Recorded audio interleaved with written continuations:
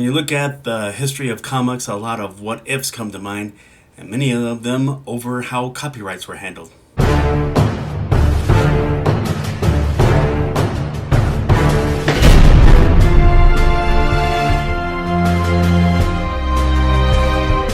So, starting from the beginning, when Superman was making his splash and anything remotely connected to Superman now, you can see so much irony.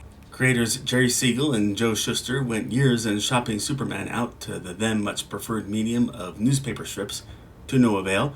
So when the suits of what was then National Allied Publications, now DC Comics, decided to publish the strips created by Siegel and Shuster and felt that they were rolling the dice, a guy dressed like a circus strongman because he is very much a strongman, and with it he comes to the aid of the falsely accused and puts down political and business corruption. Not your basic crime fighter. But perhaps to the publisher's amazement, it was a massive hit, and when you found yourself a cash cow and perhaps one of your underlying motivations is greed, you're going to protect it. When Fox Publications came up with Wonder Man with similar powers, they sued. When Fawcett Publications came up with Captain Marvel, they sued. The exact opposite of DC's current attitude, obviously, because you look out there now, you see Hyperion, Supreme, Sentry, Omni-Man, and on and on. But in seeing how protective National Allied was with Superman during that time, other publishers realized that they needed to figure out how their own unique character concepts would work and would protect them as well. And all that in the midst of the whole superhero genre catching fire. And beyond DC, Superman, Batman, Wonder Woman, Green Lantern, Flash, Dr. Fate, Aquaman, the Sandman, Hawkman, the Spectre, Mr. Terrific, Captain Midnight, Atom, Green Arrow, and Our Man. Then there's Timely Comics, now Marvel. They had the familiar names of Captain America, Prince Namor the Submariner, and the Human Torch, albeit the Android non-Fantastic Four iteration. But there were lesser knowns that had essentially faded. Angel, the Destroyer, the Patriot, Miss America, the Wizard, Black Widow, not Natasha Romanoff, mind you, and Blazing Skull, and several of these characters have made intermittent cameos in modern age Marvel Comics. But now we're in the 40s with World War II underway.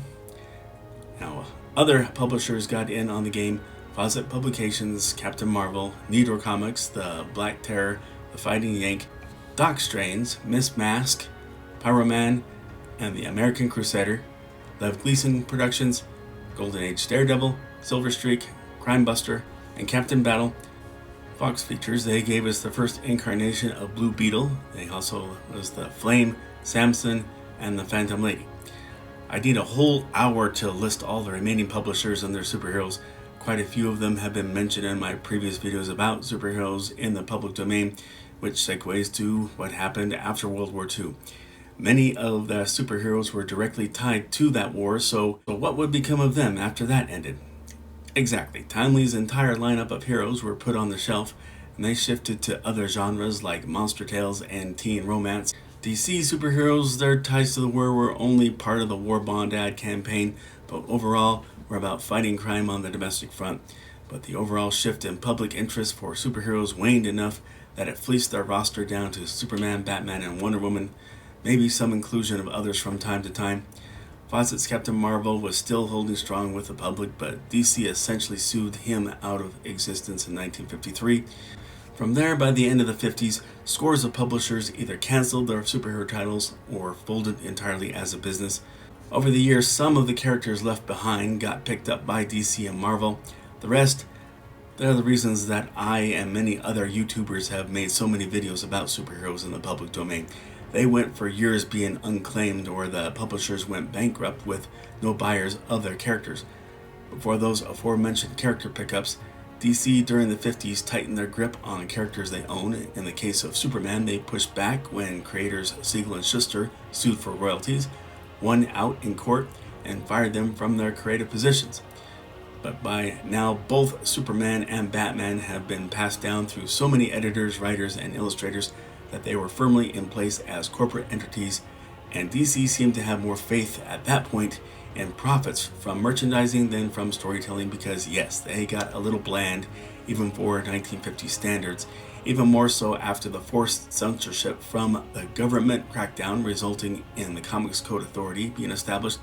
But since their copyright ownership was ironclad, they knew they stood to profit from all directions.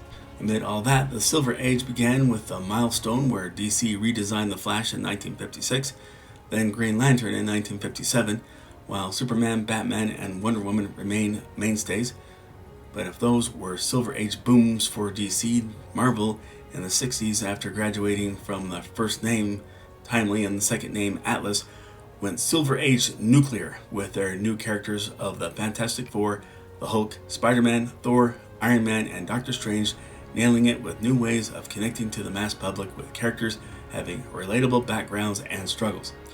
But all these characters from both publishers remain properties under the publishers, with hired creators given little by little more freedom to develop better stories, just nothing that would betray their outline of the brand. And whenever characters started feeling stale, continuity reboots. Such examples as DC's, with its first being their Crisis on Infinite Earths shakeup in 1985, followed by so many others, and Marvel and their soft reboots like Heroes Reborn and the alternate Ultimate Universe.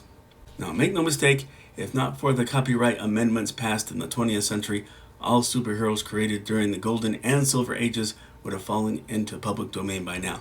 But lobbyists from many different entertainment companies managed to gradually change that from 56 years ultimately to the current 95 years.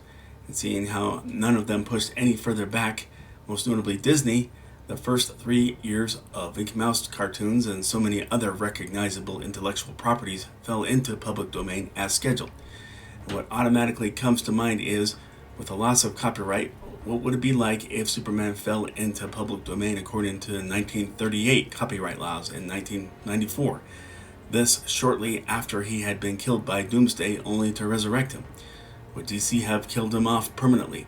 Likewise, in 1993, would they have Batman been killed by Bane before the copyright would have expired in 1995? I guess I have reservations over the case of Batman because who knows how that would have affected the production of Batman Begins. To me, that's when they got Batman right in the movies for the first time.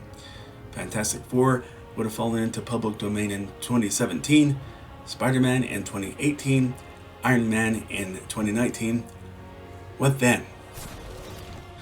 But that kind of thinking came about in the head of Nick Barucci when he started Dynamite Entertainment, taking full advantage of the vast field of aforementioned and forgotten public domain superheroes from the Golden Age, and began publishing stories in 2004.